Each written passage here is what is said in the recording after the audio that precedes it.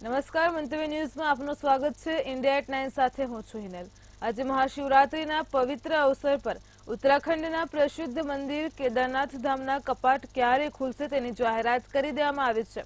બાબા કેદારનાથના કપાટ 10 મેના રોજ ખુલશે। ઉલ્લેખનીય છે કે કેદારનાથ મંદિરના કપાટ ખોલવાની તારીખ શિવરાત્રીના દિવસે જ નક્કી કરવામાં આવે છે। અહીં ઉખી મઠમાં આવેલા પંચકેદાર શીતકાલીન ગાદી સ્થળ ઓમકારેશ્વર મંદિરમાં પંચાંગ ગણતરી બાદ તિથિની જાહેરાત કરવામાં આવી હતી। બાબા કેદારનાથના દ્વાર 10મી મેના રોજ સવારે 7 વાગ્યાથી ખુલશે। ભગવાન કેદારનાથના કપાટ ખોલવાની પ્રક્રિયા 6 મેથી શરૂ થશે। એ દિવસથી ભક્તો બાબા કેદારનાથના દર્શન કરી શકશે। જાણીતું છે કે હિમવર્ષાના કારણે કેદારનાથના દરવાજા વર્ષમાં 6 મહિના બંધ રહે છે।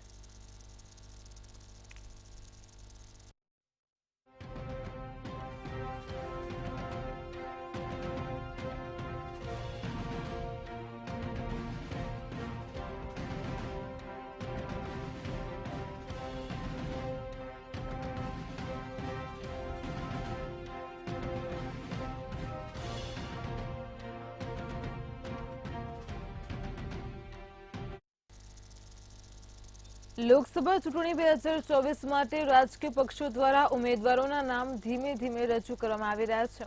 ત્યારે આજે કોંગ્રેસે પોતાના ઉમેદવારોની પ્રથમ યાદી જાહેર કરી છે।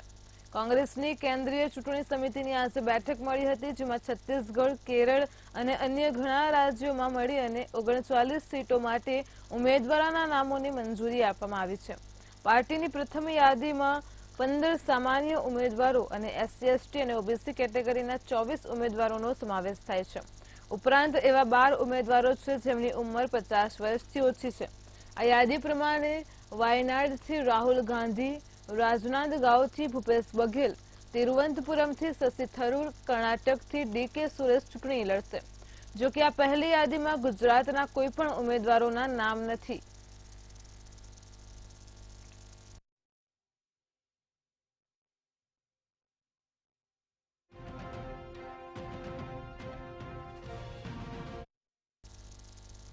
બ્રહ્મા, વિષ્ણુ અને મહેશ સૃષ્ટિના સર્જનહાર છે। ભોળાનાથ તો મહાદેવ કહેવાય છે।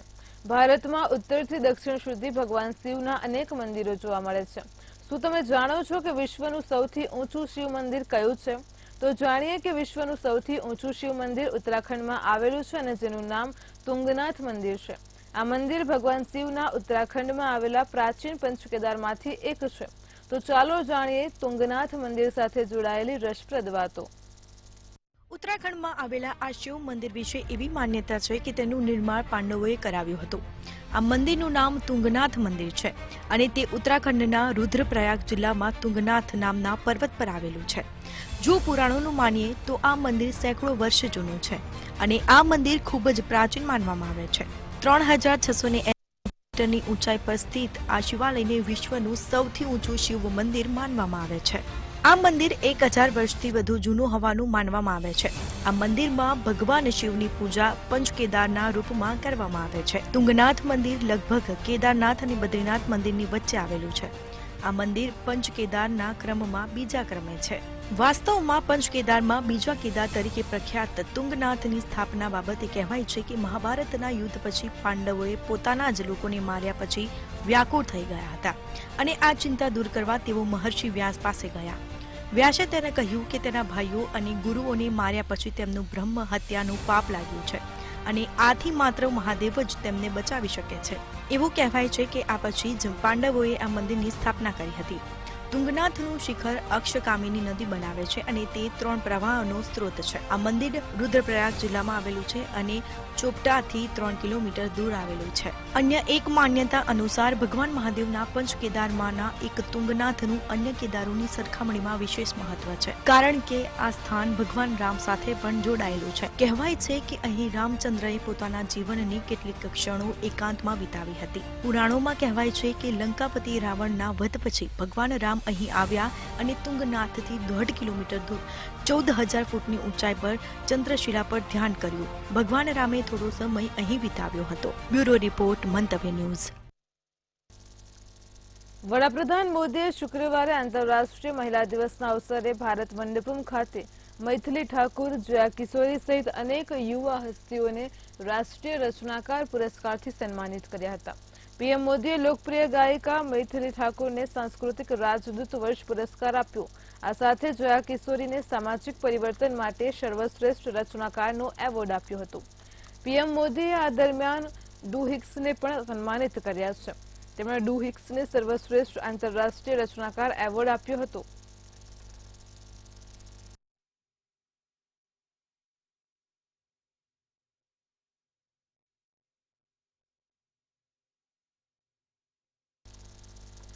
ઉજ્જવલા યોજનાના લાભાર્થીઓ માટે મોદી સરકારે એક મહત્વનો નિર્ણય લીધો છે. આજે મળેલી કેન્દ્રીય કેબિનેટની બેઠકમાં ઉજ્જવલા યોજનામાં મળતી સબસિડી વધુ 1 વર્ષ લંબાવવાનો નિર્ણય લેવાયો છે. તો હાલમાં ઉજ્જવલા યોજનાના લાભાર્થીઓને સિલિન્ડર દીઠ 300 રૂપિયાની સબસિડી મળે છે, એટલે તેમણે આ બાટલો લેવા માટે 300 રૂપિયા ચૂકવવાના હોય છે. કેન્દ્રીય કેબિનેટની બેઠક બાદ કેન્દ્રીય મંત્રી પિયુષ ગોયલે એવું કહ્યું છે કે સરકારે 31 માર્ચ 2025 સુધી ઉજ્જવલા યોજના લંબાવવાનો નિર્ણય લીધો છે અને સરકારને 12,000 કરોડનો વધારાનો ખર્ચ થશે.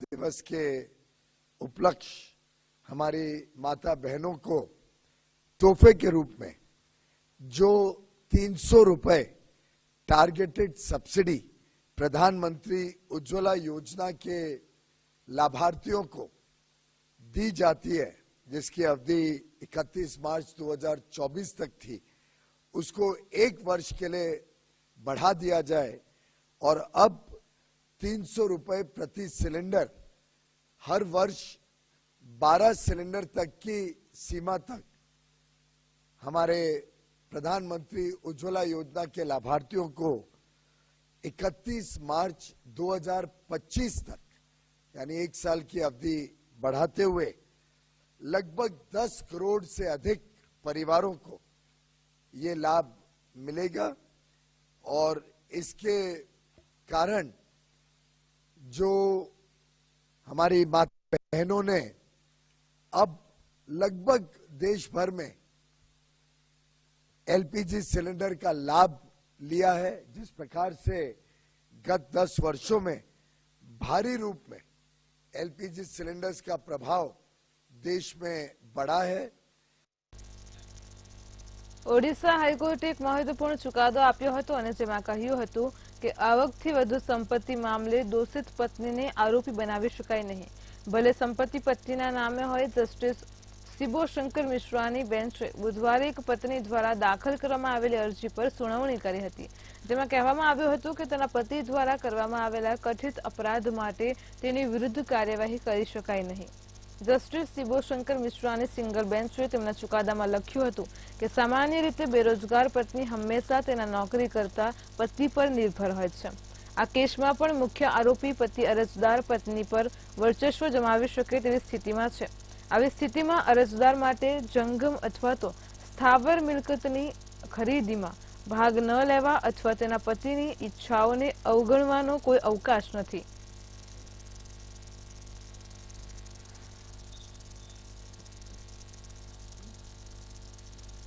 સુપ્રીમ કોર્ટે કલમ 370 ને રદ કરવાની ટીકા કરનાર વોટ્સએપ સ્ટેટસના આધારે એક પ્રોફેસર સામે નોંધાયેલી એફઆઈઆરને રદ કરતા કહ્યું છે કે દરેક નાગરિકને સરકારના કોઈપણ નિર્ણયની ટીકા કરવાનો અધિકાર છે.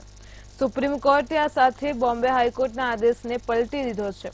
પ્રોફેસર જાવેદ અહેમદ હઝામ સામે કોલ્હાપુરના હટંક નગલે પોલીસ સ્ટેશનમાં આઈપીસીની કલમ 153A હેઠળ કેસ નોંધ્યો હતો.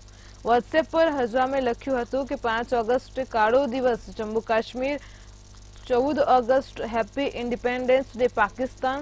તો સુપ્રીમ કોર્ટે કહ્યું કે 5 ઓગસ્ટે જે દિવસે જમ્મુ કાશ્મીરથી કલમ 370 ને હટાવવામાં આવી હતી તેને કાળો દિવસ તરીકે દર્શાવવો વિરોધ અને પીડાની અભિવ્યક્તિ છે. સુપ્રીમ કોર્ટે પણ કહ્યું કે પાકિસ્તાનના લોકોને સ્વતંત્રતા દિવસની શુભકામનાઓ આપવી એક શ્રદ્ધાઓના સંકેત છે અને તેને વિભિન્ન ધાર્મિક જૂથો વચ્ચે દુશ્મનાવટ, દ્વેષ અથવા ખરાબ ઈચ્છાની લાગણીઓ પેદા કરવા માટે કહી શકાય નહીં. દરેક નાગરિકને અન્ય દેશોના નાગરિકોને તેમના સ્વતંત્રતા દિવસની શુભેચ્છા પાઠવવાનો અધિકાર છે.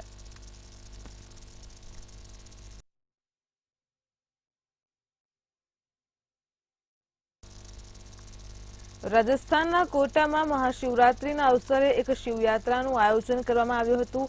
આ દરમિયાન એક મોટી દુર્ઘટના સર્જાઈ હતી।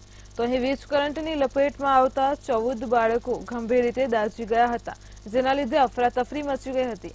ઘટના સ્થળે હાજર સ્થાનિક લોકોએ ઘટના બાદ તાત્કાલિક ધોરણે બાળકોને હોસ્પિટલ ખસેડ્યા હતા। અહીં ડોક્ટરો હાલ તેમની સારવાર કરી રહ્યા છે। અત્યાર સુધી કોઈ મૃત્યુના અહેવાલ સામે આવ્યા નથી। ઉલ્લેખનીય છે કે મહાશિવરાત્રીના અવસરે આ યાત્રાનું આયોજન કરવામાં આવ્યું હતું અને જેમાં મોટી સંખ્યામાં બાળકોએ પણ ઉત્સાહભેર ભાગ લીધો હતો। તેઓ ધાર્મિક ઝંડા સાથે આ યાત્રામાં જોડાયા હતા। આ મામલો સગતપુરામાં આવેલી કાલી વસ્તીનો હોવાની માહિતી સામે આવી છે। આ યાત્રા દરમિયાન એક ઝંડો એટલો ઊંચો હતો કે તે હાઈટેન્શન વાયરને અડી ગયો હતો, જેના લીધે આ દુર્ઘટના સર્જાઈ હતી। ઈજાગ્રસ્તોને MBBS હોસ્પિટલે ખસેડ્યા હતા। એક બાળકની હાલત અત્યંત ગંભીર હોવાની માહિતી પણ મળી છે। તો તંત્રએ પણ આ મામલે મેડિકલ ટીમને એલર્ટ કરી દીધું છે। ઈજાગ્રસ્ત બાળકોના માતા પિતા આ ઘટનાથી રોષે ભરાયા હતા અને તેમણે યાત્રાનું આયોજન કરનારા લોકોની ધુલાઈ કરી નાખી હતી।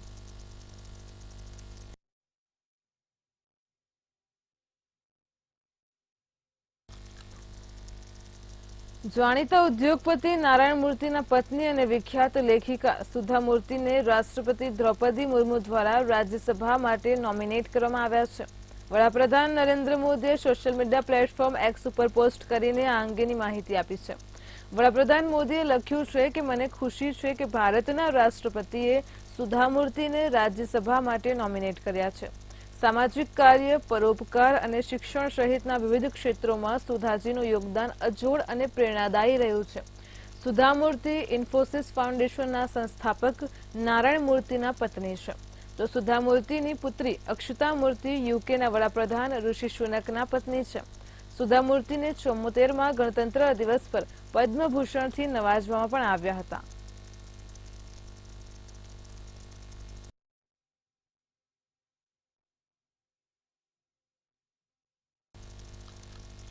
ભાજપ તરફથી 195 બેઠકો ઉપર ઉમેદવારોનું એલાન થઈ ચૂક્યું છે અને ટૂંક સમયમાં જ બીજી યાદી જાહેર થવાની તૈયારી છે। પહેલી યાદીમાં જે સાંસદોની ટિકિટ કપાઈ છે તેમાંથી એકે બળવો શરૂ કરી દીધો છે। રાજસ્થાનના ચૂરુથી સાંસદ રાહુલ કંસવાએ શુક્રવારે પોતાના નિવાસસ્થાને હજારો સમર્થકોને એકઠા કરી શક્તિ પ્રદર્શન કર્યું હતું।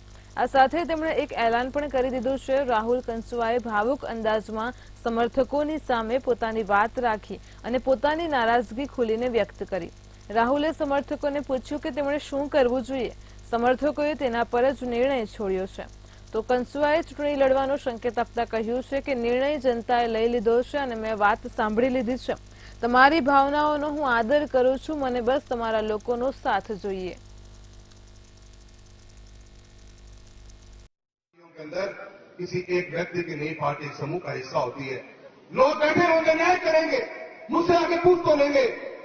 जयचंदों के बीच में रहने वाले जयचंदों की बात करते हैं।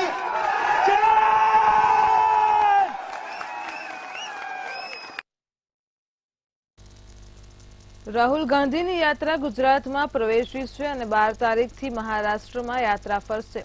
રાહુલ ગાંધીએ ઘણા ઉદ્દેશ્યો સાથે યાત્રા યોજી છે। આ યાત્રા 5 ન્યાયને સાથે રાખી કરાય છે, જેવા કે નારી ન્યાય, યુવા ન્યાય, શ્રમિક ન્યાય, ખેડૂત ન્યાય।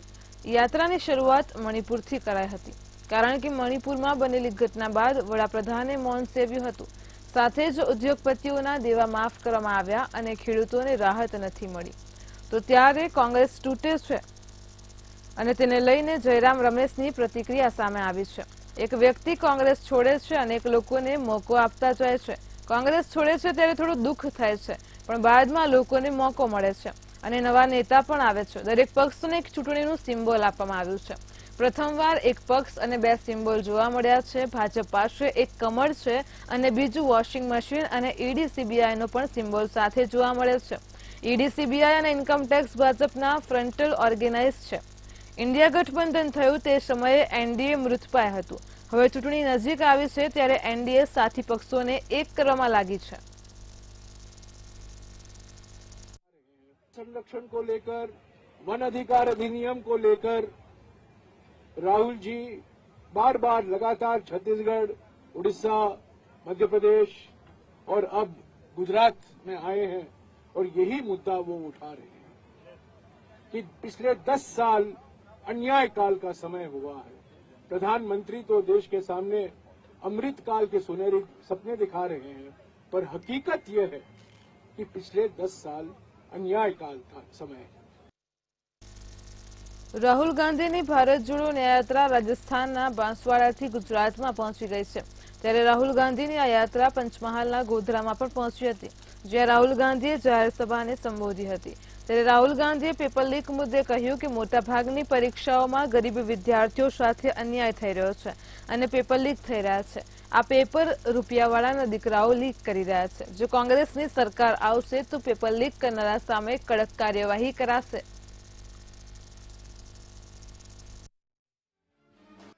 गरीब युवा एग्जाम करते हैं। जिस दिन आप एग्जाम भरने जाते हो उस दिन 2-3% अमीर बच्चे अपने मोबाइल फोन पे ईमानदार बच्चों को एग्जाम दिखा देते हैं कि ये देखो तुमने पढ़ाई की, हमारे पास तो पेपर लीक हो गया। तो हम एक नया कानून लाएंगे जो ये जो पेपर की आउटसोर्सिंग हो रही है, टेस्टिंग की आउटसोर्सिंग हो रही है, चेकिंग की आउटसोर्सिंग हो रही है, इसको हम बंद कर देंगे। सिर्फ सरकारी संस्थाएं एग्जाम दे पाएंगे और अगर किसी ने पेपर लीक करवाया तो उस पर जबरदस्त कार्रवाई, कानूनी कार्रवाई एकदम हम शुरू कर देंगे। લોકસભા ચૂંટણી માટે તમામ પક્ષોએ તૈયારીઓ તેજ કરી દીધી છે। એક તરફ મોદીની ગેરંટી છે, ત્યારે હવે બીજી તરફ કોંગ્રેસ નવી ગેરંટી લઈને આવી છે। કોંગ્રેસ નેતા રાહુલ ગાંધીએ યુવાનોને રોજગારી આપવાની ગેરંટી આપી અને કોંગ્રેસની સરકાર બનશે તો દેશમાં 30 લાખ ખાલી જગ્યા ભરવામાં આવશે। સાથે જ જો કોંગ્રેસની સરકાર બને છે તો ખેડૂતોનું દેવું માફ કરી અને 5000 કરોડ રૂપિયાનું ગરીબ યુવાનો માટે ફંડ આપી નવા સ્ટાર્ટઅપ શરૂ કરવા માટે મદદ કરવાની જાહેરાત કરાઈ છે। તો ચેકિંગ અને પેપરનું આઉટસોર્સિંગ બંધ કરવામાં આવશે અને તેની પણ ગેરંટી આપવામાં આવી છે।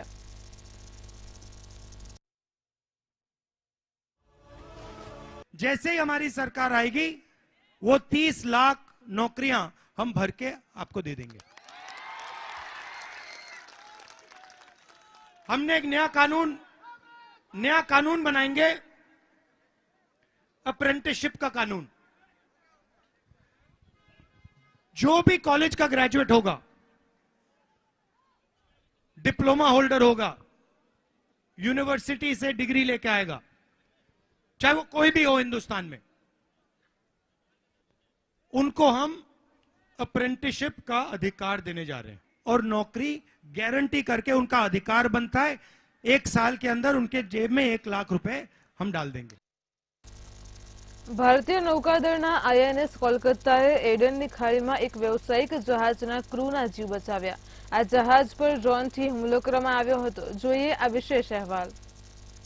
દરિયામાં જહાજો પર ડ્રોન હુમલાના નોંધપાત્ર વધારો થયો છે, પરંતુ ભારતીય નૌસેનાના આ હુમલાઓનો જડબાતોડ જવાબ આપી રહી છે। ભારતીય નૌકાદળના આઈએનએસ કોલકાતાએ એડનના અખાતમાં એક વ્યવસાયિક જહાજના ક્રૂને બચાવ્યો છે। આ જહાજ પર ડ્રોન હુમલો થતો હતો, જ્યારે નેવીને આના સમાચાર મળ્યા તો તે તરત જ મદદ મોકલવામાં આવી હતી। ભારતીય નેવીએ હેલિકોપ્ટર અને બોટની મદદથી 21 ક્રૂના જીવ બચાવ્યા હતા। આ પહેલા પણ ભારતીય નેવીએ અદલ-બદલ ગલ્ફમાં ડ્રોન હુમલા મદદ કરી હતી। બાર્બાડોસ ધ્વજાવાળું commercial ship carrier MV True Confidence એડનના અખાતમાં ડ્રોન દ્વારા અથડાયા બાદ તેમાં ડ્રોન દ્વારા હુમલો કરવામાં આવ્યો હતો। જ્યારે ભારતીય નૌકાદળે આના સમાચાર મળ્યા ત્યારે તેઓએ મદદ માટે ગલ્ફમાં તૈયાર આઈએનએસ કોલકાતામાં મોકલી હતી। આઈએનએસ કોલકાતા મારફતે નૌકાદળના હુમલાના જહાજ સુધી પહોંચ્યા તેઓએ બોટ અને હેલિકોપ્ટરની મદદથી જહાજમાંથી ક્રૂને બચાવ્યા। ભારતીય નૌકાદળે એક ભારતીય નાગરિક સહિત 21 ક્રૂને બચાવ્યા હતા। ભારતીય નૌકાદળે જણાવ્યું હતું કે બાર્બાડોસ ધ્વજાવાળા બલ્ક કેરિયર MV2 કોન્ફિડન્સ પર એડનના અખાતથી લગભગ 54 નોટિકલ માઇલ દક્ષિણ પશ્ચિમમાં ડ્રોન મિસાઇલ હુમલા બાદ આગની જાણ કરવામાં આવી હતી। આગ એટલી ભયંકર હતી કે જહાજનો ક્રૂ ગંભીર રીતે ઘાયલ થયો હતો। ક્રૂએ લાઈફ બોટ લઈ અને દરિયામાં જવું પડ્યું હતું અને આ પછી આઈએનએસ કોલકાતા લગભગ 4:30 વાગ્યે સ્થળ પર પહોંચી અને હેલિકોપ્ટર રોબોટની મદદથી 21 ક્રૂના જીવ બચાવ્યા. ક્રૂને જરૂરી તબીબી સહાય પણ આપવામાં આવી હતી. બ્યુરો રિપોર્ટ, મંતવ્ય ન્યૂઝ. ભારતીય વિદેશ મંત્રી જાપાનના પ્રવાસે છે, તો જાપાનમાં એક કાર્યક્રમ દરમિયાન વિદેશ મંત્રીને લોકસભા ચૂંટણીને લઈને પ્રશ્નો પૂછવામાં આવ્યા હતા. વિદેશ મંત્રી એસ જયશંકરે દાવો કર્યો હતો કે તેમને 100% વિશ્વાસ છે કે તેમની સરકાર 15 વર્ષ કે તેથી વધુ સમય સુધી સત્તામાં રહેશે. જયશંકરે લોકસભા ચૂંટણી લડવા અંગેના પ્રશ્નનો પણ જવાબ આપ્યો. કાર્યક્રમ દરમિયાન એસ જયશંકરે કહ્યું કે 100% અમે દેશને 15 વર્ષ માટે સ્થિર સરકાર આપીશું અને શક્ય છે કે તે આગળ પણ ચાલુ રહે. જયશંકરે કહ્યું કે દૂરંદેશી અને નિર્ણય લેનારી સરકાર માટે બહુમતી હોવી ખૂબ જ મહત્વપૂર્ણ છે. સદનસીબે ભારતની વર્તમાન સરકાર પાસે દેશને વિકાસના માર્ગ પર લઈ જવા માટે સંસદમાં વિઝન અને બહુમતી બંને છે. આની અસર દેશમાં આવતા વિદેશી રોકાણ અને વેપાર પર પણ પડે છે. તો જયશંકરે વિશ્વાસ વ્યક્ત કર્યો છે કે તેમની સરકાર 15 વર્ષ અને તેથી વધુ સમય સુધી સત્તામાં રહેશે.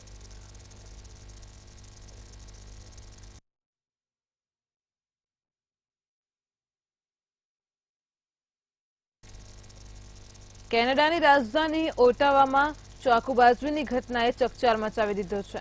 તો અહીં એક વિદ્યાર્થીએ ચાકુ વડે હુમલો કરીને 6 લોકોની ક્રૂરતાપૂર્વક હત્યા કરી નાખી હતી. ઓટાવા પોલીસે જણાવ્યું હતું કે 19 વર્ષીય શ્રીલંકન વિદ્યાર્થી પર તેની સાથે રહેતા 6 લોકોની ચાકુ મારીને હત્યા કરવાનો આરોપ છે, જેમાં શ્રીલંકાના એક પરિવારના 4 બાળકો પણ સામેલ છે. ઓટાવા પોલીસ ચીફ એરિક સ્ટબન્સે જણાવ્યું હતું કે શંકાસ્પદ વ્યક્તિ દ્વારા ધારદાર હથિયારનો ઉપયોગ કરવામાં આવ્યો હતો. હુમલાખોરની ઓળખ ફેબ્રિશિયો ડી ઝોયસા તરીકે થઈ હતી. તેના પર હત્યાનો આરોપ છે. મૃતકો શ્રીલંકાના નાગરિક હતા અને જેઓ તાજેતરમાં જ કેનેડા આવ્યા હતા. આ ઘટના પર વડાપ્રધાન જસ્ટિન ટ્રુડોનું નિવેદન પણ સામે આવ્યું હતું. તેમણે કહ્યું છે કે આ ભયાનક હિંસા પર અમારી પ્રથમ પ્રતિક્રિયા આઘાતજનક છે.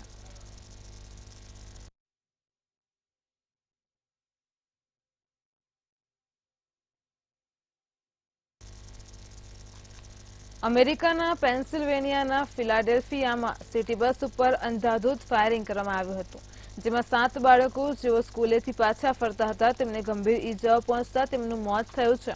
આ ફાયરિંગમાં ઈજાગ્રસ્ત થયેલા લોકોને Einstein medical centre and Torres straddle હોસ્પિટલમાં સારવાર અપાઈ રહી છે. આ ઘટના ત્યારે બની જ્યારે ફિલાડેલ્ફિયા હાઈસ્કૂલના વિદ્યાર્થીઓ બસ સ્ટોપ પર ઊભા હતા અને બસની રાહ જોઈ રહ્યા હતા. આ વિદ્યાર્થીઓની ઉંમર 15 થી 17 વર્ષની વચ્ચે છે. ત્યારબાદ એક કારમાંથી 3 લોકો બહાર આવ્યા અને ત્યાં બસની રાહ જોઈ રહેલા વિદ્યાર્થીઓ ઉપર 30 થી વધુ રાઉન્ડ ફાયરિંગ કર્યું હતું.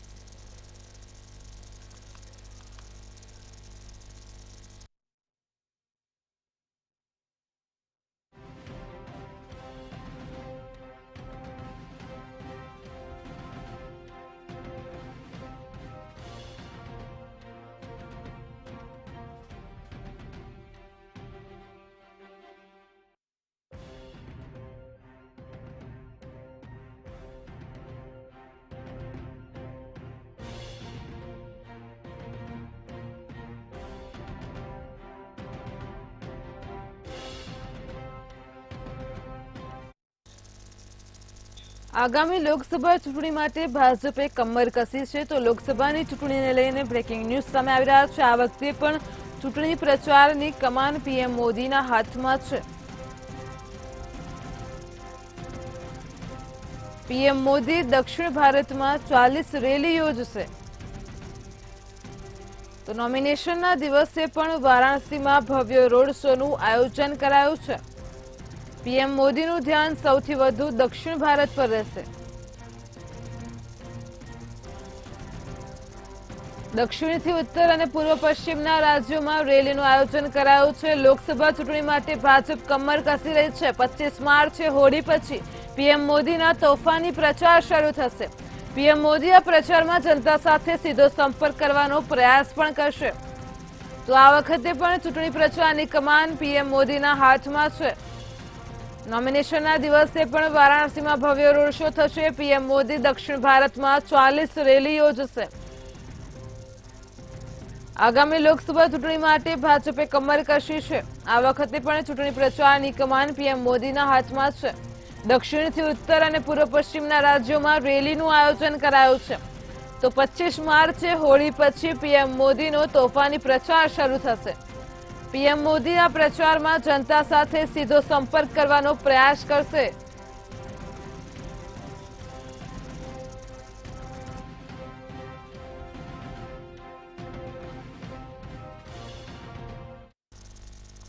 આઈટીએટી તરફથી કોંગ્રેસને મોટો ઝટકો મળ્યો છે. બ્રેકિંગ ન્યૂઝ સામે આવી રહ્યા છે. તેની વાત કરવામાં આવે તો આઈટી વિભાગની કાર્યવાહી પર સ્ટેની અરજી ફગાવી દેવામાં આવી છે. કોંગ્રેસને મોટો ઝટકો મળ્યો છે. આવકવેરા વિભાગે ₹210 કરોડની રિકવરી માંગી છે. કાર્યવાહી પર સ્ટેની અરજી ફગાવી દેવાઈ છે. આઈટીએટી તરફથી કોંગ્રેસને મોટો ઝટકો મળ્યો છે. તો આઈટીએટી આપેલા આદેશને 10 દિવસ માટે સ્થગિત કરવાનો આગ્રહ કર્યો છે. અહીં આવકવેરા વિભાગે ₹210 કરોડની રિકવરી માંગી છે. આઈટી વિભાગની કાર્યવાહી પર સ્ટેની અરજી ફગાવી દેવાઈ છે. તો કોંગ્રેસ પક્ષને મોટો ઝટકો મળી રહ્યો છે. આઈટીએટી વિભાગ તરફથી આપેલા આદેશ 10 દિવસ માટે સ્થગિત કરવાનો આગ્રહ કર્યો છે. ઇન્ડિયા એટ 9 માં હાલ આટલું જ. વધુ સમાચારો માટે જોડાયેલા રહો મંતવ્ય ન્યૂઝ સાથે. નમસ્કાર.